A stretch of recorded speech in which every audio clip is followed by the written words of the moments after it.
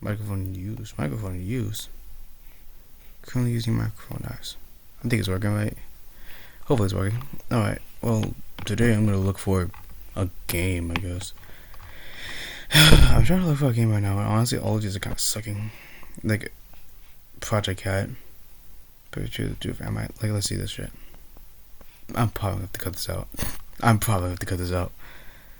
Short, unconventional RPG horror game in which there is always another way. Solve puzzles, make friends or not, and guide Cat as she attempts to uncover the mystery behind a strange golden letter. That's always one underway. In about 45 minutes, it contains multiple endings and depending on your actions.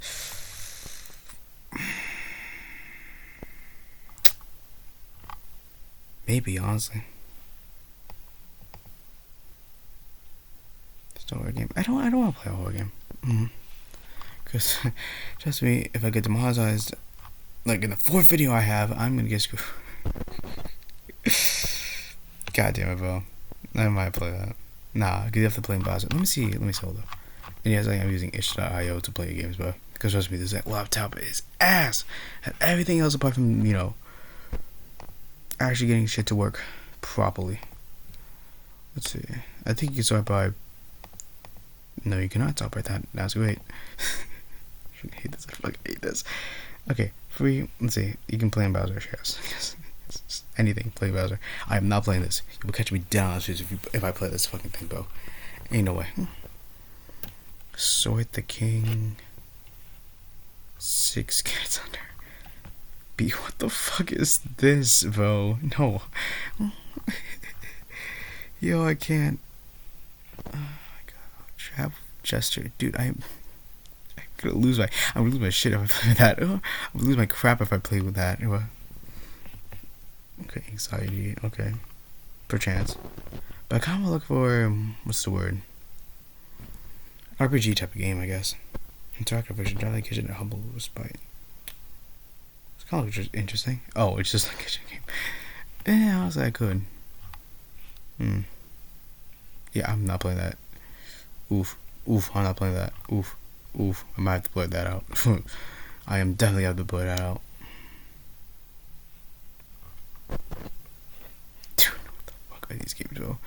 This is why I don't like fucking itch.io, bro. They have the most zestiest ass fucking games ever. Holy shit. Of your new employer? Hold on, let me see this shit real quick. Under the Thorns. Give me a second, bro. I'm looking for the description. Okay, yeah, woman has her new employer is dangerous and dismissed 3 teammates.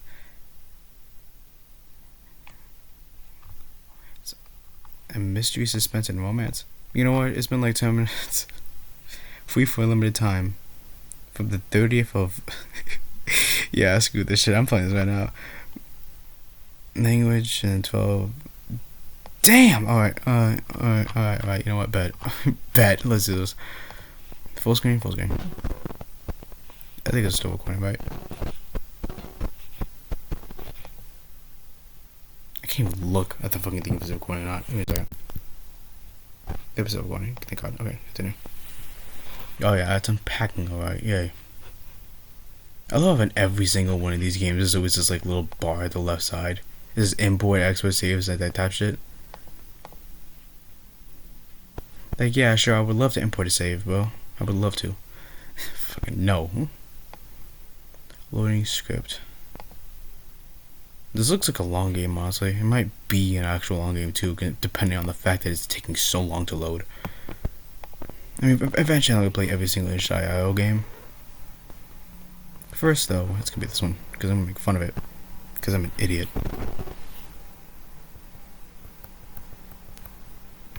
Sorry, I did the audio. There you go. Oh, yeah. Yeah, I'm definitely gonna get copyright striked if this is a piano video from some other motherfucker. I don't think there's any voices in here, which thank God, bro. Holy shit. Preferences, what's this? Oh, English language, unsee text, other choices, transitions. No. Window full screen array, full screen over.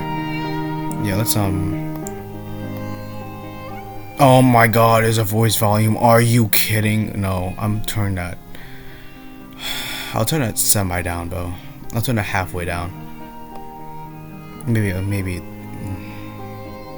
Give it a turn. It's a little laggy. A little bit laggy. Not bad, though. Okay, murder. It's a mystery game about this guy doing shit. Doing bullshit. Let's see this. I'm hoping no voice. Chapter 1. Oh, dang. Oh, god, fuck me, no. Damn, this is taking a long time to load. Alright. I got that brainwash type of timing, but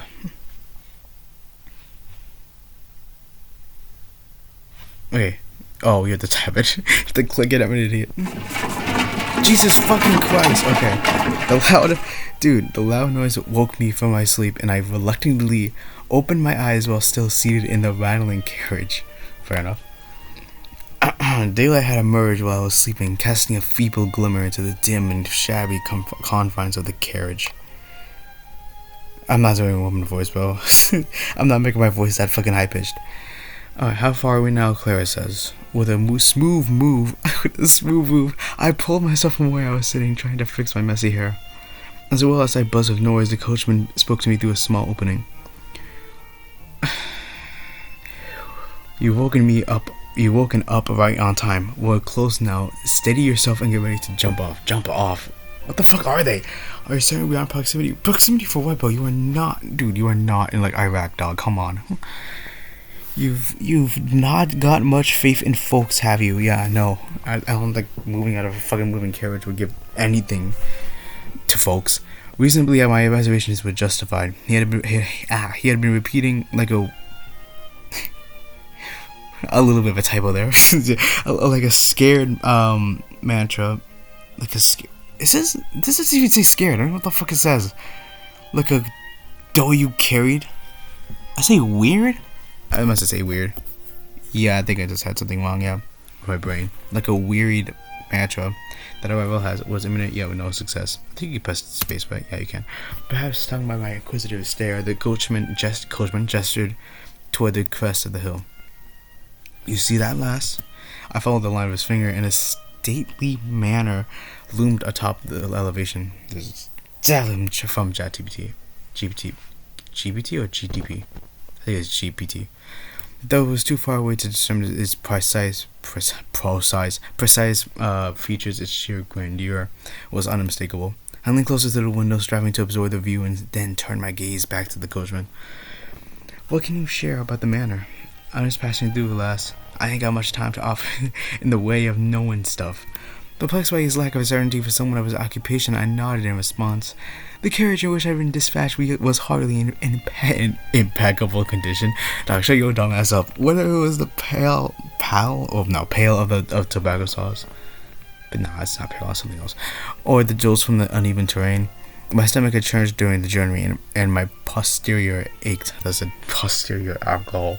In all candor, the remuneration that they had offered was alluring, albeit with doubts about its authenticity. However, given the prestige of the family name, I steeled myself and preserved. Dude, this has gone on for so fucking long. I might skip some of it. I'm not entirely sure if this was a wide course of action. I watched with trepidation as the manor drew nearer. Dude, just get into the manor. Holy shit. Oh, finally. Holy crap. The first image we have seen apart from a black-ass screen. My countenance bore a trace of consternation as the formerly imperceptible features of the estate slowly coalesced. Oh, yeah, interview. A fleeting moment of regret brushed against my consciousness as I pondered whether I should have remained in the townhouse, notwithstanding the diminished pay.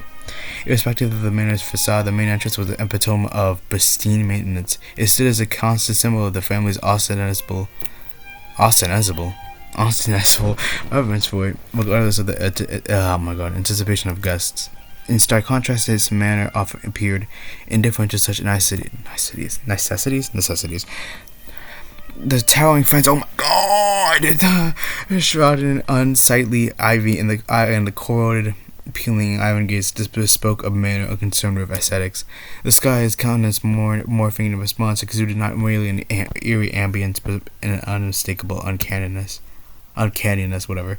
An involuntary gasp escaped me. Could there be a more perfect setting for a mystery novel? Shut the fuck up! No, there can't be. The coach, who had been monitoring me for any signs of amusement, erupted in laughter. Fret not, young lass. This is the poshest place I've ever stepped foot in. But didn't you say like 2 seconds ago you didn't care about the manor? Oh my god, bro. I had my doubts considering the ups and downs I had already faced. Fair enough. But what choice did I have? I straightened my shoulders and prepared for the unsettling creak of the iron gates swinging open. Finally, new scene. The carriage moved through the open gates, passing through. We literally were at the gates. Oh my god, bro. Do the save and eventually stopping in front of the main entrance. Sorry, as I got off carrying my belongings, the sheer size of the garden momentarily captivated me. The coachman's assurance was correct. The garden was indeed well kept. Oh my gosh, he's gonna go like 5 paragraphs to the fucking garden now. Although it seems strangely out of context. While looking around, a voice called out to me, "Thank God!" A footman, Miss Clara Hart. A footman. Oh my god. Oh. He approached with a friendly smile on his face as he extended his hand. I was ready to reciprocate, my bad, with a handshake when I noticed his gaze shifting towards my luggage. I quickly shook my head. "No need for you to carry the burden. Please do not trouble yourself. It is my duty. I assure you, it's just one bag." After witnessing my hesitation, he initiated polite conversation, attempting to break the ice. "Is this your first..." Why did I play this game? Oh my god, the words. Is this your first foray into serving a manor, Miss Hart? Indeed, only last week I was in service as Lady Jane's maid in her townhouse. Fortuitously, I had been a lady's maid for some time, and he astutely broached the topic of tact. Oh, come on. My small brain cannot comprehend what is happening. I've heard she's quite exacting. Is that so? Well, she maintains her own standards, but she is a fair employee. It's a faint. She didn't establish a multitude of rules, and I often found myself inadvertently breaking them, earning her displeasure. I swear to God, bro, I might skip like 50% of this because, oh my god, they go on and on. Nevertheless, recognizing my departure was tinged with concern. She kindly provided me with a letter of introduction to the manor, which was a consolation. The footman responded with a reassuring smile to my answer. Our manor shares certain similarities. I trust you will find yourself acclimated. Miss Hart, I don't know how long this recording is going to take up space on my computer. I'm going to have to delete it right after. I certainly hope so. The conversation infused my voice with a natural cheerfulness as tension from our earlier discussion faded. Life within the manor appeared less formidable with a colleague of his caliber. We literally finally got to the manor. Like, literally, it's been like 15 minutes. After getting me to the central hall of the manor, I should have just played the other game, bro. The 45-minute one, because, oh my god, this is taking so long just to do this. After getting me to... We haven't even got to the second chapter yet. The central hall of the manor, he assumed the responsibility for my luggage and departed with brisk, confident strides. "I shall attend to your luggage." I felt a sudden pang of deception. What do you mean, pang of deception? Just as the words began to form in my mind, an individual approached, shining purposely towards me, and is the first individual we have seen so far. Dressed in a dignified black coat, he exuded an air of authority, impeccable posture, and immaculately coiffed hair, leaving not a single strand astray. So this is the person I am to meet. No, it is not, bro. I cast an appraising glance her way, though I speculated she might be the mistress of the manor. Her attire indicated otherwise. When our eyes met, she graced me with a composed smile and extended a greeting. "I eagerly waited your arrival. Have you found the journey to be taxing, miss?" Oh, no. Thanks to your prearranged fucking carriage, bro. "I'm delighted to hear that. I am Olivia Quiller, the housekeeper, and I would be most appreciated if you addressed me as Mrs. Quiller, the housekeeper, bro. You need a maid and housekeeper, bro? Come the hell on. I get this is a goddamn manor, but my fucking god, bro. Calm your ass down with hiring people." "Certainly, Mrs. Quiller." And so our greeting came to a close. Great grief. Mrs. Quiller promptly retrieved her pocket watch, checked the time, and proceeded to explain the schedule in a methodical, clerical fashion. Please do not say I have to read the entire schedule. As a rule, I will introduce you to Lord Robert, but given his recent indisposition, it's evident you will be graced with his presence. In lieu of that, I've determined that I shall promptly accompany you on the tour of this manor. Is that agreeable to you? Can we like pick shit? Like, damn. The implication lead more towards an announcement than a question. Yet it was information I wish I would have been privy to in advance, so I had no objections. Given the circumstances, I think it's a lone alternative. In response to this query, graced with me with a smile of a different sort, a rather enigmatic one. Perfect. Incomprehensible words slipped from her lips. Mrs. Quiller took no notice of my attempt to inquire. She began leading the way. I followed her, feeling as if I were being abruptly steered. My eyes retraced the entrance I had entered, only to see the door slowly close behind us. In the corridors to the right of the manor house, we strolled through an area that evoked a cloister. Portraits of ancestors adored one wall, bearing witness to their illustrious days. However, the manor's prevalent eerie atmosphere made it challenging to fully appreciate these depictions. It's somewhat disquieting to think that they appear so lifelike it might be observing me. The paintings? I mulled over this while stealing a glance at Mrs. Quiller, who forged ahead. Her back was turned to me, and she continued to provide explanations whether I followed her or not. While she delved into the history of the manor and the biographies of its ancestors, which thank God we don't have to read, my understanding was limited to a general grasp of the layout. She refrained from inquiring whether I had absorbed the information, as if she had little expectation. Yeah, I would too. Nonetheless, I paid close attention. She elucidated the next tasks I would undertake within the manor. One might assume cleaning is simple, but Mrs. Quiller regarded it with greater significance, I guess. In particular, she had emphasized the importance of monitoring the entry to private rooms and whether the doors were left open or closed. In this manor house, we leave the door to an unoccupied room open. Makes sense. If closed, then implies the presence of guests or occupants of the house. Makes sense again. Should you need to enter a closed room, knock and await a response before entering. Again, makes sense. What if there's no response? Do not enter. Request your supervisor to handle it. I shall remember that. I won't remember that for shit. I found myself slightly confounded, though I grasped the protocols of the manor. Dude, the whole point of this game, I swear to God. This is a choose your adventure game type shit. I will literally pick all the wrong answers just to see the bad ending. Because, oh my God, bro, I'm so tired of this already. So tired of Mrs. fucking Quiller going through this long ass hallway. Mrs. Quiller, concerned with my composed demeanor, ascended the staircase without uttering another word. Gonna have to cut that yawn out. Her gaze fixed upon the corridor's expanse. The next noteworthy point leads us to the bedchambers. Oh my gosh, she held it abruptly. I recoiled a few steps, narrowly avoiding a collision with Mrs. Quiller's back. Mrs. Quiller, typically serene, now appeared shaken. Mrs. Quiller? I turned my gaze toward her, pondering the nature of the disturbance. What disturbance could she possibly have found? At the corridor's terminus, devoid of life amid the encroaching darkness, an enigmatic figure cast a long, human-like shadow. A mysterious presence meandered to swing as if in a spectral dance. Oh my God, this music is gonna make me sleep. Holy shit, it's 10 o'clock, bro. Come on. It seemed oblivious to our existence. I felt a quiver of fear at the sight of this unfathomable phenomenon. Mrs. Quiller! Mrs. Quiller! I cried out, sensing the imperative need to retreat. Simultaneously, Mrs. Quiller sees my best guidance. Oh, this is a robber, probably. Oh, shit. I've been making fun of this shit the whole time. This might be a robber.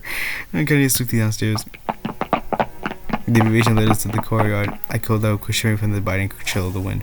Whereas Mrs. Quiller stood rigid, seemingly unaffected by the cold, her eyes remained fixed on me in silence. As a wordless pressure lingered, making my mouth go dry. You know what else makes my mouth go dry?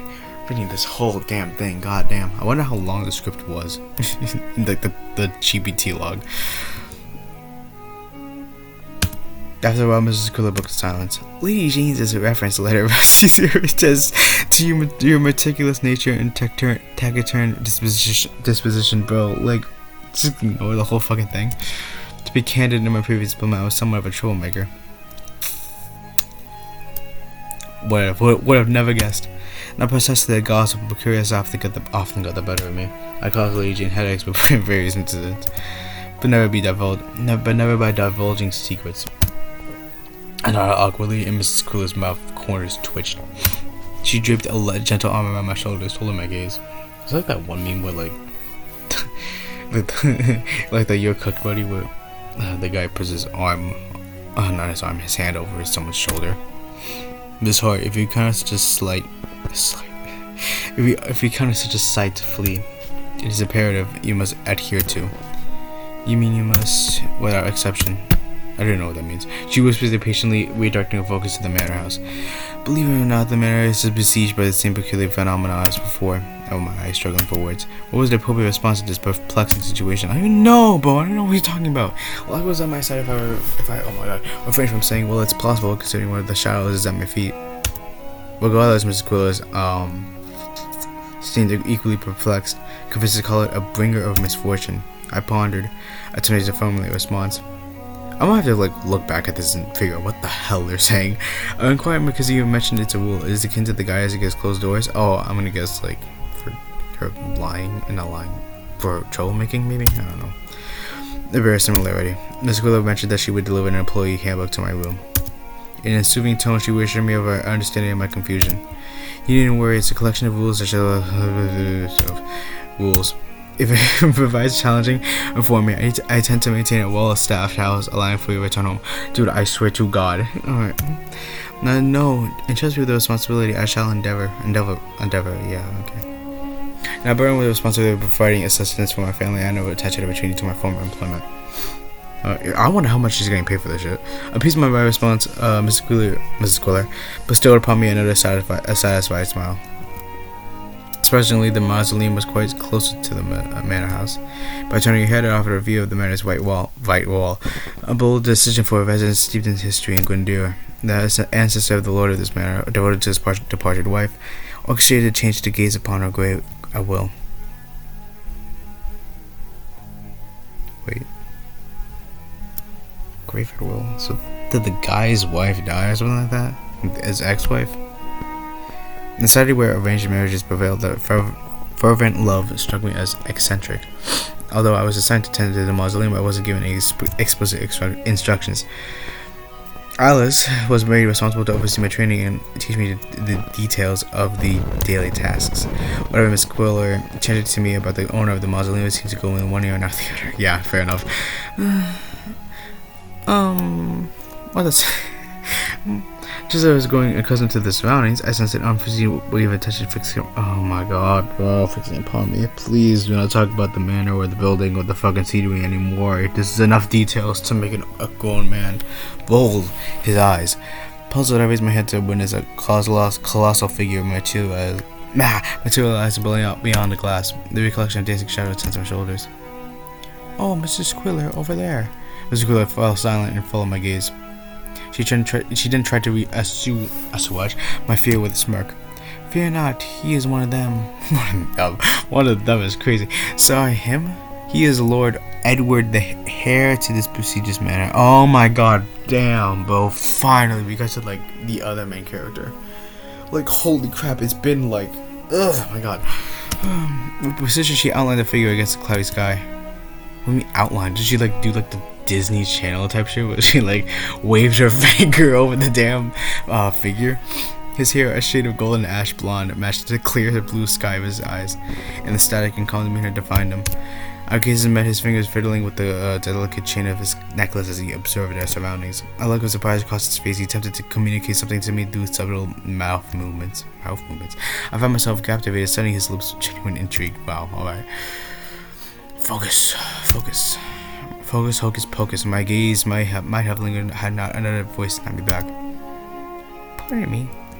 I hastily clasped my hands, assuming a polite gesture, feeling my face uncontrollably warm.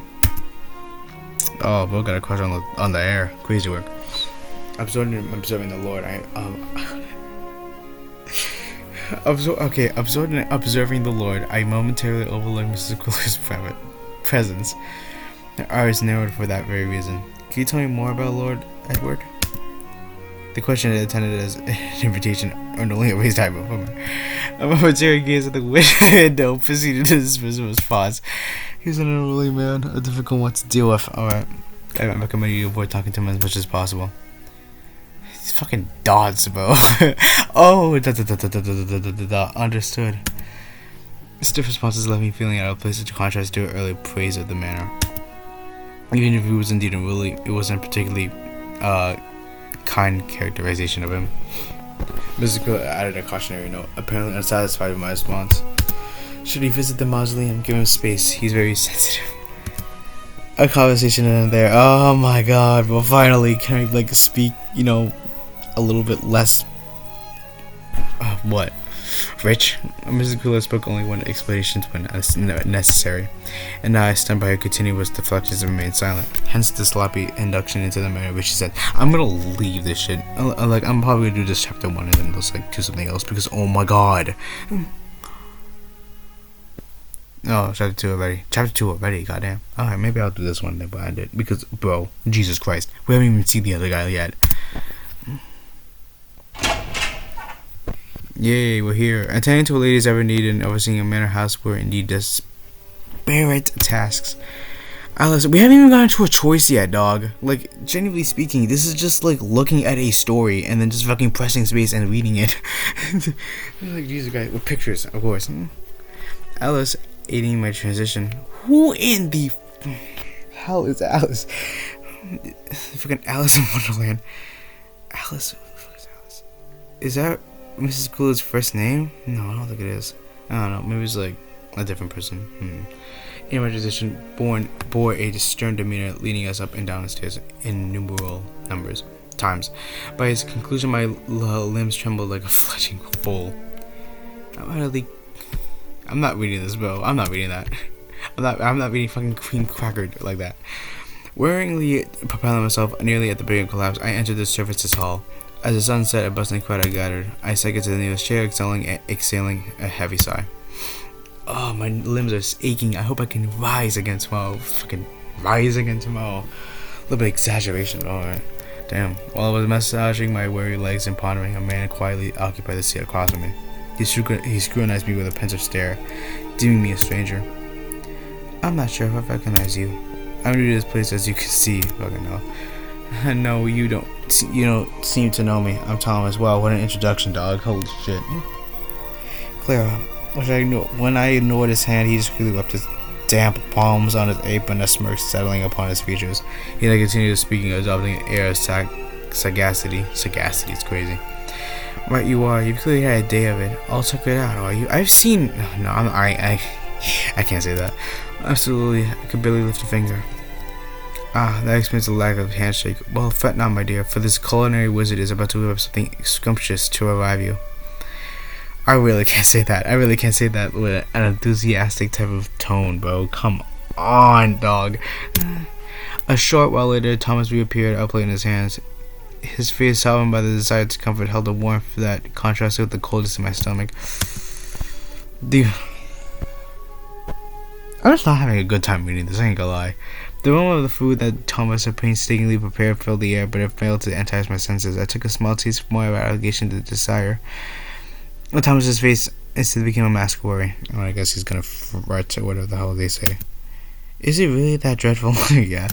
Well, you do seem a little bit unsure of yourself for a chef, wouldn't you say? Oh yeah, a chef, alright. A chef for like a guy who's like rich as fuck, bro. Who can hire like what, 20 people? I don't understand how people back in the day can be able to hire this many people, bro. Like even now, you wouldn't see that many people. Apart from like maybe like P Diddy, but like you wouldn't see that many people hire others just like for like I don't know, in more than a few days or so. Like, bro, god damn. Perhaps it's because I found myself playing the cook for the day. Yeah. What is this melancholy music? He let out a big sigh as if the weight of the world was on his shoulders. This is one... Nah, but that's on... I mean, I could do a webtoon, but like... It's kind of like what I'm doing right now. It's scrolling. But webtoon is more exciting, I ain't gonna lie, than this. I know a few stories are actually good on webtoon, apart from like those awful ass ones. But well, the thing is, Mary up and left suddenly, which threw us into a bit of a tizzy, you see. And I've been doing my best to pick up the slack, so to speak. Who's Mary? Well, she was the one who looked after the mausoleum before you, as it were. Oh, now we're looking at finally. Holy shit! Utterly surprised by Thomas's knowledge of things I had not shared, I asked. And how exactly did you do that? I'm the new mausoleum keeper. Oh, that's what she was going for. She's the mausoleum keeper, and the mausoleum is, I don't know what the hell that is, honestly. It's a building, let's say that. Well, it's better you have been swirling around the banner for days like leaves in a storm. What a metaphor to put in here. It'd be quite the feat to remain completely oblivious, you see. Whispers about what? Oh, most about your tenure, of course. We've even placed a friendly wager amongst ourselves on just how long you'll last before throwing in the towel. My eyebrows shut up in astonishment at his audacity. How could he possibly make a bet without even knowing who the other person was? Shit, I do this sometimes too. Not gonna lie, bro. It's like betting on a team to lose. Like, damn. Catch him with a disbelieving stare, he let out a disgruntled sigh. Hey, don't give me that look. I was on your side. I bet that you persist for a week. Shit, I mean, he betted on your side, but the mask of displeasantness on his face finally cracked, revealing a glimpse of the man beneath. As much disapproval became apparent, Thomas stammered out some excuse about needing to urgently attend to his duties and scurried away, seeking refuge in the kitchen. With a heavy sigh, I exited the room. I laid down my fork and knife. The meal, unfortunately, had been a disappointing affair. I suppose I should return to my chamber. I love how, like, in the first 2 chapters, there's just, like, no choices at all. It's just going through a fucking story. Upon entering my assigned room, I was greeted by an unexpected spectacle. Finally, it's nighttime as well. To my astonishment, it was an entirely private chamber. What, you didn't have a private chamber before? Jesus Christ. In abodes with limited space, shared lodgings with a norm. With a norm. Oh, shared lodgings with a norm. Alright. So I expected something similar here. Okay, this is the one joke that got me. Am I the last daughter or something? I hastily dismissed my unwarranted captivation. Bro, come on. Delivering a string slap to my own cheeks as a reprimand. This is not the time for frivolity, especially with a bet riding on my resilience. I needed to prioritize the organization of my attire and possessions, followed by a thorough examination of established guidelines. Dude, come on. I mean, I guess this is your job and technically your livelihood, but damn, homie. It should be on the drawer. My gaze swept. Oh yeah, the guide. My gaze swept across the room, landing upon a delicate stack of papers precariously perched atop the dresser. I snatched it up and delved into the instructions. Let me see. Employee handbook. God. No, I'm not. Please don't have me to read the freaking rules, bruh. Manor layout. The estate consists of 3 distinct areas. This music is making me. It's making me tired. The main manor house, a separate annex building, and a garden. The manor house spans 3 floors above ground. Okay, we might as well actually see what it says.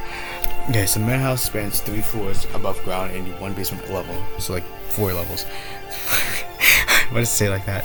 The left wing is dedicated to employee quarters, while the right wing houses the private residential areas. I was on the cusp of a yawn. I was edging to a fucking yawn. The basement serves as the storage and culinary space. Alright. Wait, the basement serves as the storage and culinary space? So the basement is the kitchen? Am I tripping? Nah, culinary space. Oh, that's weird. Alright.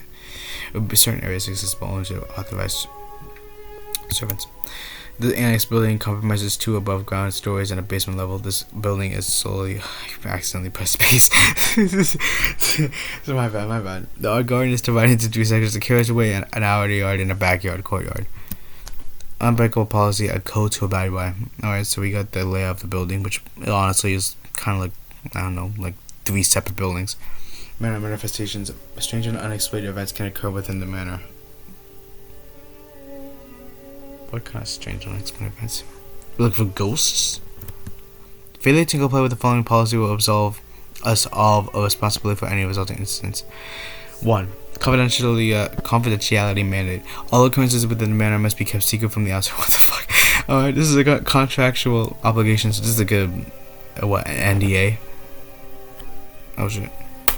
I did not know I had live captions, my bad. I forgot I had live captions on. I had it in the CN color, bro. And any breach was on disciplinary action in accordance with the policy. Then they just came out of nowhere, my bad. Let's take the passageway. Do not enter quarters where the shadowy figures are known to manifest. What? Shadowy fucking figures, what? During daylight hours, these quarters often become inhabited by humanoid shadows. While no physical contact has been reported, we expect potential danger and entry is strictly prohibited. Alright. B. If your duties require you to be in these areas, inform your supervisor and seek alternative assignments. 3. Vacant chamber protocol. Leave vacant chambers ajar, not sealed. Vacant chamber. Alright. A. Out of respect for our guests, entry shall not only occur after a polite knock and audible confirmation. If an answer knock is received, secretly supervisor to address the issue. 4. Sunset prescription. No movement allowed after sunset. Makes sense. For safety reasons, the manor operates during daylight hours only, preventing unauthorized personnel from moving after sunset. This music is fucking is loud, bro. They'll have to speak louder than the music. Occasional, dude, I might have to just go to the settings real quick. Like, I have to go, like, oh, you can go back? Oh, I never knew that. Probably should have gone back when I messed up that one time. Oh, well. Occasional noises may occur after hours. We advise ignore them as they typically subside on their own. Alright, that's weird. C. Sounds near your door often originate from night watchmen. Please do not be alarmed. Alright, makes sense. 5. Mealtime protocol. Okay, yeah, this is where. Yeah, the Lord's family meals follow a predetermined schedule. A. Silent people presenting food will always increase the number of occupants by 1. Doesn't what? Dude, I've never seen that. Dude, no. Is that an actual rule in, like, establishments? Like, even, like, hotels or whatnot? Come on, man. Serving guests will also increase the count by 1 person, I guess. B. If someone joins mid-meal, non-compliance is permitted. Oh. Damn, alright. Shit, someone's late. Someone's late to waking up. You just say no. You do not get a meal. The score is directive. Avoid lengthy conversations with Lord Edward. Interaction is permitted when necessary, but refrain from initiating conversation unless invited. If someone brings business to Lord Edward, probably direct them to Olivia Quiller. 7. Outbuilding ordinance. Unauthorized. I'm reading rules. Yeah, I'm reading fucking rules right now, bro. Unauthorized access to outbuildings is strictly prohibited, except that oh my, yeah. Let me go back.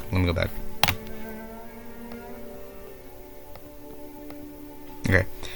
Unauthorized access to outbuildings is strictly prohibited, except for the stables and mausoleum. Wait, what? Unauthorized access to buildings. Oh, except for these 2 things. Okay. A. Currently, outbuildings are restricted to designated personnel in the family of the manor's proprietor. The company to an outbuilding is required to obtain permission from your supervisors beforehand. My mind reeled. Oh my god, finally. My mind reeled from the intricate details of the instructions, causing a dizzying sensation. Yeah, trust me too, bro. A defeated sigh, I reluctantly set the document aside. The complexity of the instructions left me staggered. There's a barrage of unanswered questions living in my thoughts. I would simplify this if I could, but generally speaking, it is hard to simplify these words. This is hard to believe. Yeah, trust me, I don't believe it too, bro. Yet duty beckoned, and the handbook remained a necessity for the present. Oh, please don't say we're gonna go through the rules again. I slowly strode it away, thank God, instead about organizing my garments and provisions, and she's gonna go detail about her organizations. My modest belongings found their proper place with ease. Disposing of my day's attire, I hung them neatly and settled onto the bed, closing my eyes. I surrendered to a surge of thoughts. The imposing exterior of the manor might suggest otherwise, but the inhabitants did not seem inherently wicked. As the day's events began to fade into the background, I found myself replaying their faces and the voices of those I had met. The garrulous coachman, the perceptive footman, Mrs. Quiller, and a rather enigmatic person, and the meticulous supervisor, Alice. Oh, that's a supervisor. And then there was Thomas, the one whose condescending manner left an unpleasant aftertaste. But it was Lord Edward, the heir to the manor, who held my attention. His gaze friendly and saying, dude, you literally saw him for like a split second. Yo, I can't, dog. You spot him like by mistake, dog. And your shit was like a split second of a fucking thing. His gaze friendly and tangled was concerned, linking on my mind. A stark contrast to the resentment he seemed to have broken out of this dude. This motherfucker's just a woman's Nancy. He didn't seem that bad. Dude, you literally didn't even met him. Calm your ass down, bro. God-damn. My mind teeming with thoughts. Solace and slumber. A yawn involuntary escaped my lips as I rubbed the corners of my eyes to come to the overwhelming fatigue that enveloped me. In the blink of an eye, I drifted into the realm of dreams leaving behind the day's events. A drawing revisit. Oh, come on! I thought the chapter was gonna be over there. The drawing residence of a knock tore me from the brink of sleep. The regarding mind observed my surroundings, I discovered the room shrouded in impenetrable darkness, and also there's some silence. I suddenly began my bearings. I hastily assessed my attire. Then cautiously approached the door. My thoughts racing with the impending disruption.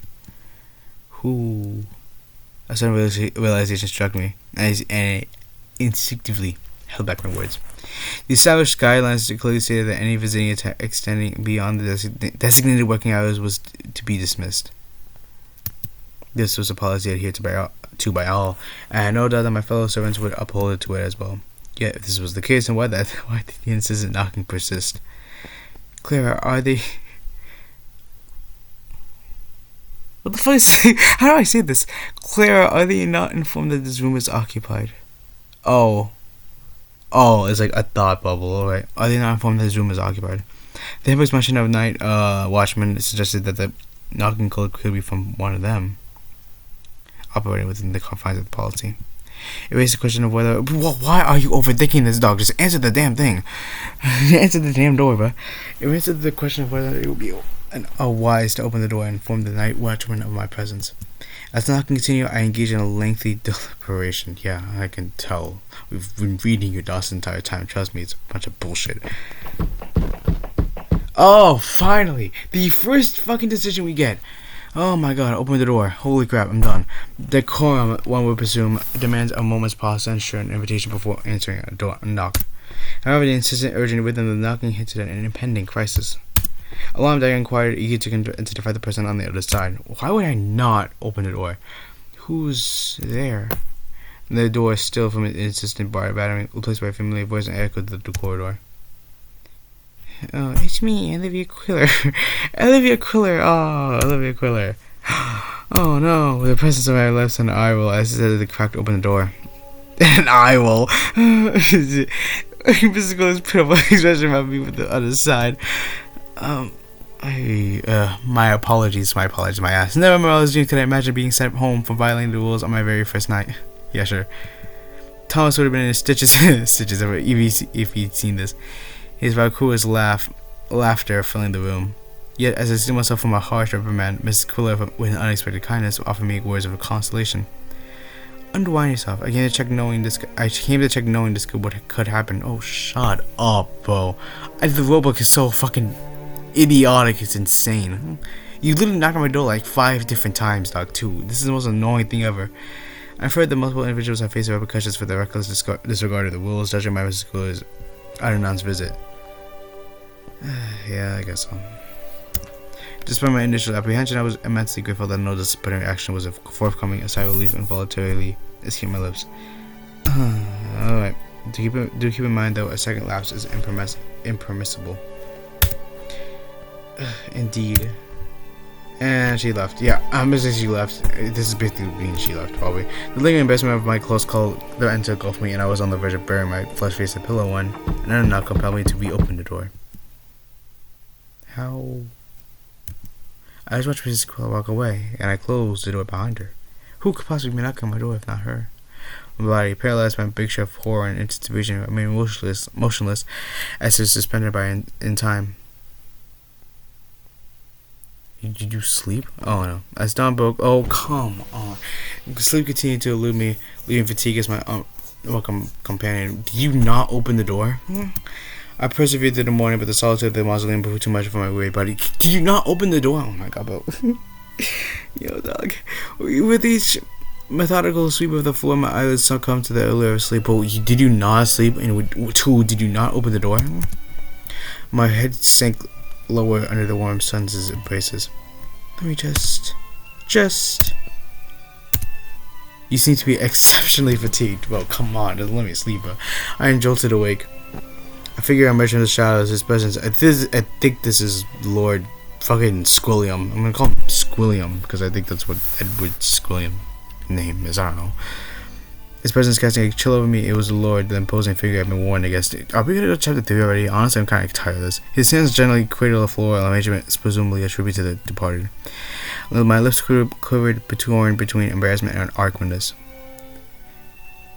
Hello. It's quite a splendid afternoon, isn't it? The Lord, taking it back for a transient moment, revealed a tranquil smile. Oh, it's an actual voices in this shit. Dude, I might just like... I kind of just want to like... Hold up, I think you can put it here. Oh, give me a second. This isn't like Japanese. I'm not doing that. Voice volume lower. How do I go back? Oh, return. There you go. Okay, indeed is a life afternoon, though not for you, I presume. Well, I couldn't get much sleep last night. Damn. Oh dear, what happened? It's just something unsettling occurred during the last night. Lord Edward nodded sagely, his expression indicating that he had grasped the nature of the unsettling event. I've grown accustomed to it, but it might seem daunting to those unfamiliar with its manner. Has this occurred frequently for you? I could not manage to be able to live during that time, bro. Like in like the 1500s. Like when this time occurred, bro. Like when Prince and Royals came up, I could not do it, dog. I would lose my shit. Dude, oh my god. Especially now, dog. Holy crap. This is my mother's passing, yes, it's been happening for a while. They think they meant the disturbances from the shadow figures, whatever. With an air of poison reference. Dude, excuse me. Lord Edward has surpassed me, his movement is exuding on effortless grace. He gently lowered himself to the ground, his hands carefully placing the bouquet of flowers upon the tombstone. As the sunlight brushed against his closed eyelids, an ethereal glow emanated from the corner of his eyes. Dude, you are not him, casting a mesmerizing aura. Oh no. You know, what is this? I knew this was gonna happen, but like, damn, bro. Damn. It was a sight of such a captivating beauty, almost surreal, that I found myself questioning the reality of the scene fully before me. Dude, I would just leave, dog. This motherfucker's mourning with the loss of, I'm gonna guess, his mother. The final murmur of prayer, little gently open his eyes, his expression is serene and composed. In any case, I extend a heartfelt welcome to you, and I encourage you to reach out whenever you feel the need for conversation or simply someone to listen. His considerate attitude started to thaw my suspicions. Please call me Clara. A sudden chill crept down my spine, wrenching my attention away from my task. As I turned, I found myself locked in Elise's gaze. Oh my god, bro. We haven't even seen this fucking Elise person, but we only heard of her. She's like a fucking spirit. Her expression as unreadable as ever, a boom held her firmly in her grasp. I heard an unexpected presence disoriented to me, as I had been under the impression that I would be working alone today. Sweeping? Not done yet? Anticipating the scolding that seemed to illumine my shot, Lord Edward a momentary apprehensive look. His composure suggested that he anticipated Elise's actions, and he discreetly turned away. I must have arrived at an appropriate moment, in an opportune moment,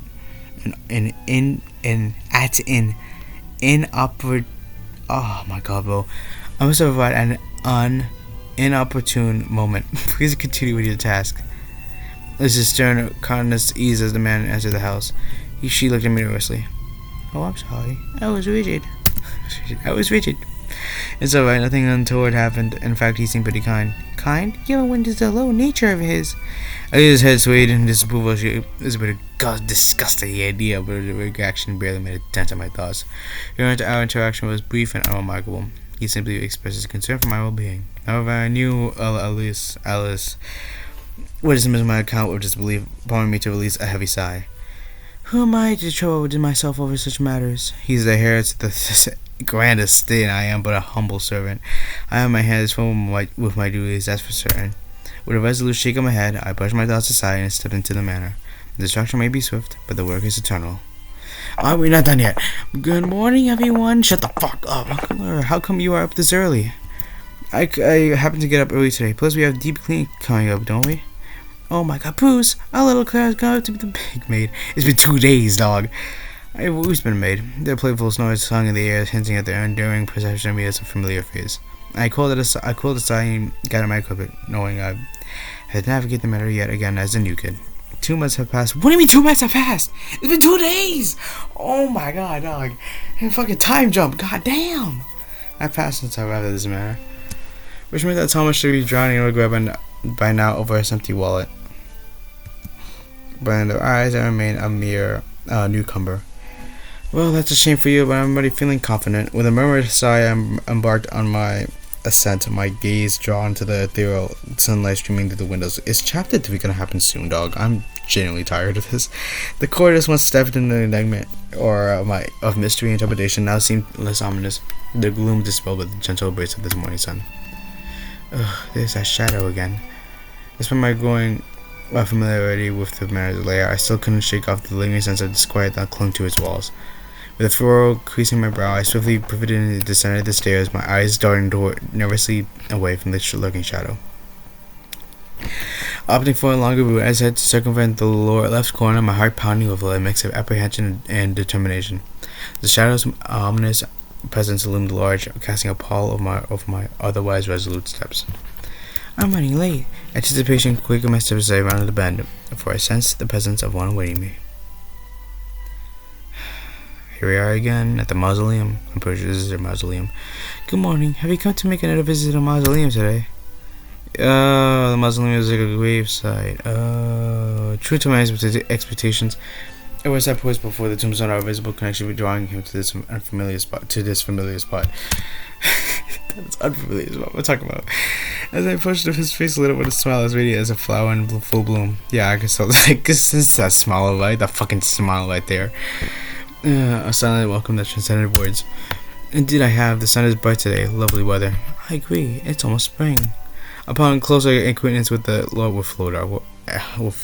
Squilliam, I discovered a stark contrast between the perception others had instilled in me and the reality of the man himself. He possessed a depth of compassion that defied the callous reputation he bore, a trait that slowly chipped away at the preconceived notions I had harbored. My instinct still often dismisses as unreliable those who deemed me insensitive seemed to be offering a more nuanced understanding of the word Squilliam. Through repeated interactions, I began to discern these qualities I had eluded before, a tapestry of kindness and empathy woven into the core of his being. Even now, he was a silent oasis of support amidst the flurry of fallen leaves while I read the grass.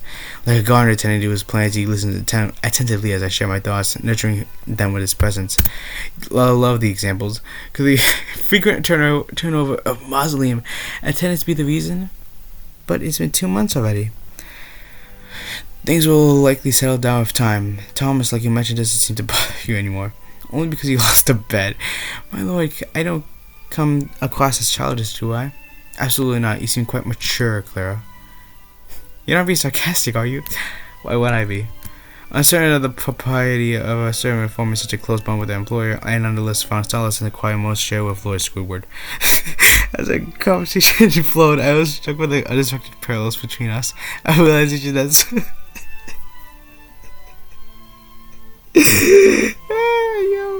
there was of wonder and curiosity. There's a curious phenomenon the way a lord and a servant is with their vastly different stages can discover a common ground that bound them together. I received a postcard from my uncle, Lord Brandon. Yes, he spoke of his desire to cross the vast oceans. This time in pledge. Oh, come on. Oh my god, bro. This time in pledge to send me the pictures once he reaches his destination. This sounds quite exciting. I'll do a travel like that someday. I share your sentiment that will be a dream come true. Edward's expression softened to a wistful reverie, as if he were already aboard a ship, slicing through the waves on his own grand adventure. A youthful vibrancy previously concealed by his usual stoicism now radiated from his features. For the first time, he looked his actual age. I placed my rake aside and settled myself down a comfortable distance away. Why not travel when you have the opportunity? It would be wonderful, but as an awkward smile smeared across Squilliam's face, his voice trailing off as he hesitated to continue. It was clear he was dodging a particular subject, most likely the illness of Robert, the manor's ruler. Oh yeah. So let me get this straight. So Robert left his wife.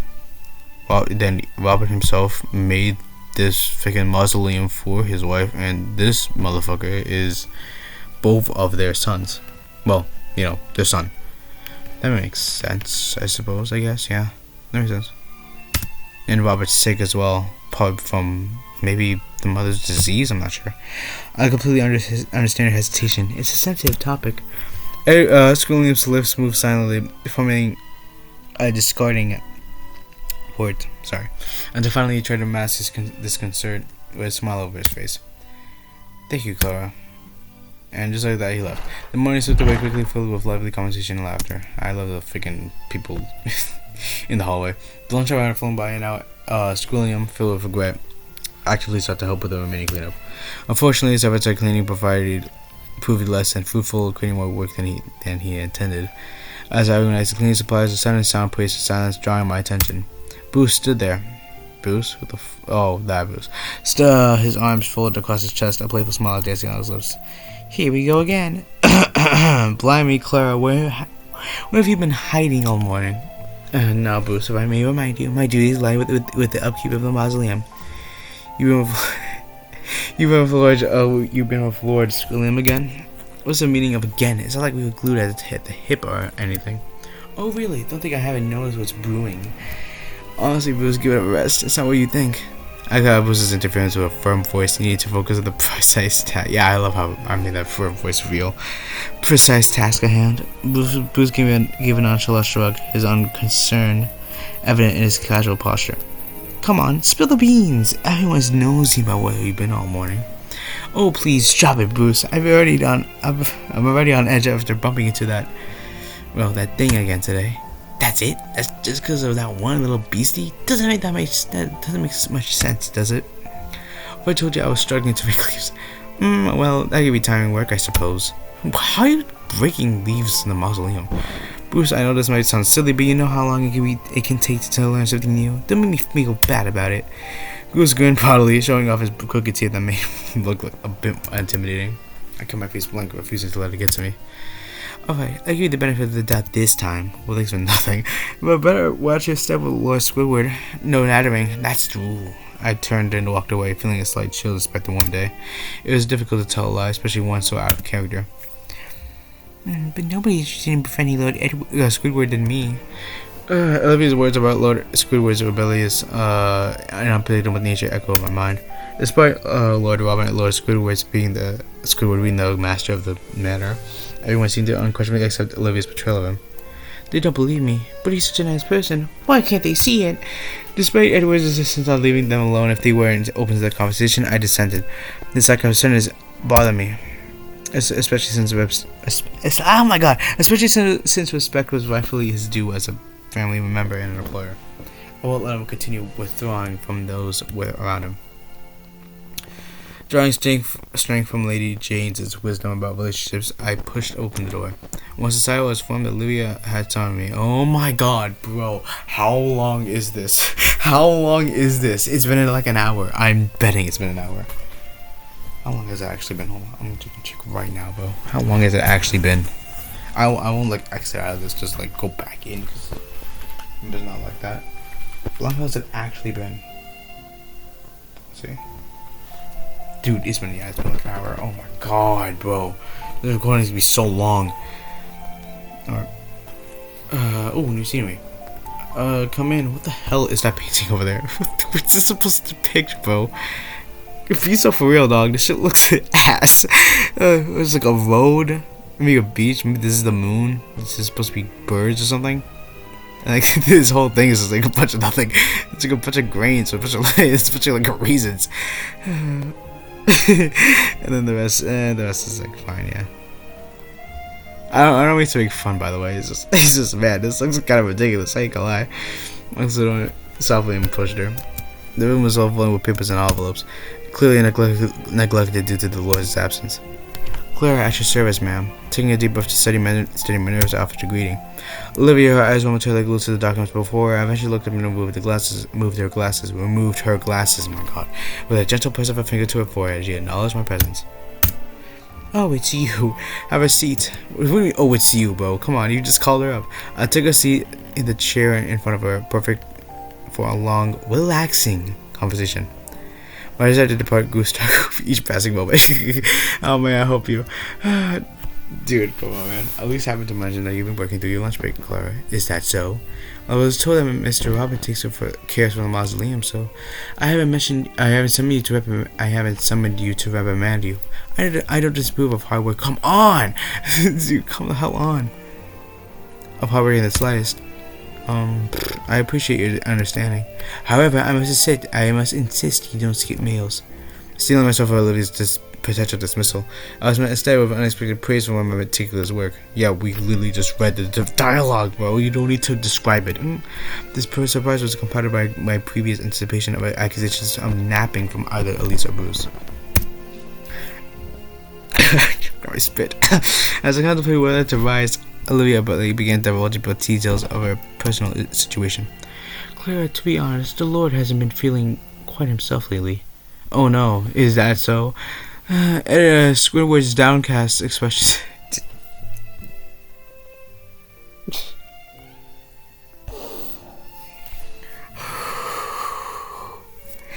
Squidward's downcast expressions made sense now. This is what weighed heavily on his mind. Olivia's gentle smile and nod suggested a misunderstanding of my words. Yes, thanks to that, I'm in charge of his care. Thanks to that, I'm flying. I play momentarily confused by Olivia's cryptic comment. Since I am unable to leave the manor, I would like you to pick up the medical supplies in my stead. My jaw dropped at the enticing offer. What? Medical supplies? Pardon? If it poses too much inconvenience for you, there is no obligation. Not at all. It's not difficult at all. Olivia's unexpected comments were understandable now. Given the circumstances, I have little choice but to accept her offer. Recognizing the implication of Olivia's words and my own lack of options, I simply offered a smile. That settles it then. I'll notify you when we're scheduled. For now, concentrate on the primary tasks. This reminds me of the concentrate on the primary objective. As you wish. I'm counting on you, Clara. I'm grateful not to escape my lips.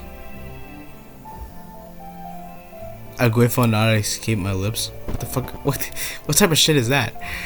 Masking the bewilderment that turned within me. How does a nod escape your lips? Was entrusting such a task to a new maid truly wise? Perhaps Lady James's recommendation spoke volumes of my capabilities. Surely Olivia wouldn't assign this responsibility without unwavering assurance to my reliability.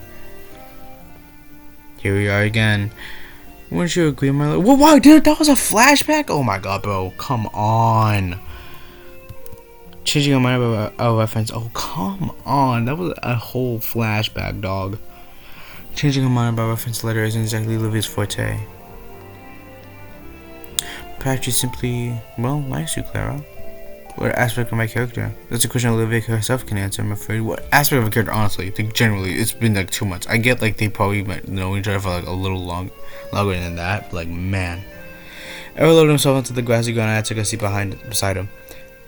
The grassy ground. Oh, I'm next to mausoleum was like an actual outside building. It's going outside, even though it's not outside. Though I harbored some discontent, I nodded. I trust the journey will not be overly strenuous. I have full confidence in our coachman's abilities to deliver you safely. Oh yeah, sure. There is no need for concern. I still have some butterflies in my stomach. Have you been there by any chance? Squidward's head denied the question with a subtle shake. These trips were usually left to the service, but his expression hinted at something unspoken. As I released every sigh of fugacious concept blustered in my mind, leading me to redirect my focus. The sea, bro, huh? I was reaching a harbor near a destination. Why don't we venture there together? The path stretched slightly longer than anticipated, but with brisk steps, we could chase the setting sun and reach the manor before dusk painted the sky. The harbor, apart from the sandy expanse of the beach, held its own captivating allure. I gazed up at Edward with enthusiasm, but he appeared somewhat perplexed. That might pose a bit of a challenge. Oh, I think I said Edward. I'm gonna say Squidward. If you're concerned about your father, he should be alright. We'll only be away for a day. Well, there's that, but no, I'm sorry. I shut out a good cause Squidward's face as he gently declined my suggestion. His lips pursed slightly and his usually bright eyes seemed to cloud over with a hint of sorrow. I get it, bro. I get it. He's sad. The vibrancy of Edward's deep as zero. We get it. He's sad. Holy crap. Until the words, oh my god, we get it. He's sad. Holy crap. You do not need to go all do this shit. Oh, here we go, bro. Oh, here we fucking go, bro. Oh, here we go. Oh my god, dog. We get it. A wave of whistle brothers washed over his face. I swear to god, this is the same thing over again. Okay, momentarily morphing his features to a mass of near anguish. But the storm quickly subsided, replaced by... Wait, what? Okay. It was really quite vexation that set out upon his kind of like a veil. Okay, as you may have noticed, I have other reasons for not leaving the manor, but I'm not sure if I want to talk about it. Oh, I see. I'm sorry. Sharp Pang was disappointment pierced my heart as he threw a line like a cold blade severing the thread of intimacy. Dude, it's been like 2 months, dog. Like, he doesn't need to share every single fucking thing in 2 months, dog. Yet I clenched my jaw and forced myself to a massive neutrality. Turn me down to betray the... I just go, damn. Turn me down to betray the storm raging within me. Storm raging within me. I knew that our bond, though cherished, lacked the depth and intimacy that warranted the sharing of every secret. We were not confidants in the truest sense. The realization settled upon me like a heavy cloak, dampening the spark of hope that flickered within me. Dude, it's been 2 months! Oh my god, bro. Despite the fluttering turmoil within me, oh my god, I forced the corners of my lips upwards in a semblance of a smile. Dude, like, calm your ass down. I must disturb you. Please excuse my rudeness.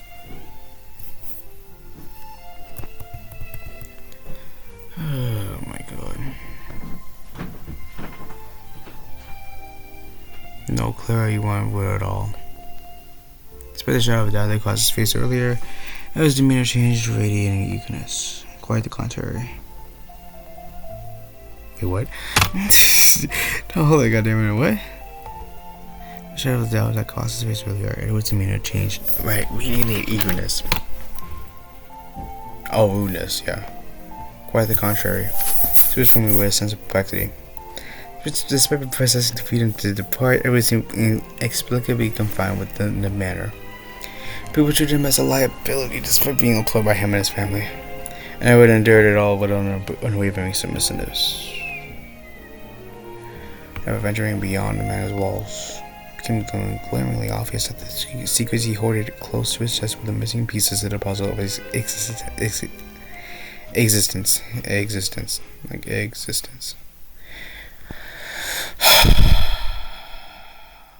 Finally,